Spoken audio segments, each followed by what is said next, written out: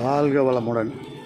நாகரிகமற்ற முறையில் பேசிக்கிட்டு இருக்கான். எங்ககிட்டருந்து ஓடுகாலி அனைத்து இந்திய அண்ணா திராவிட முன்னேற்ற கழகத்தின் ஆணி வீரர் எங்கள் எடப்பாடியார். எங்கள் எடப்பாடியாரை பார்த்து நீ எதிர்த்து பேசுகிறியா சபையில்?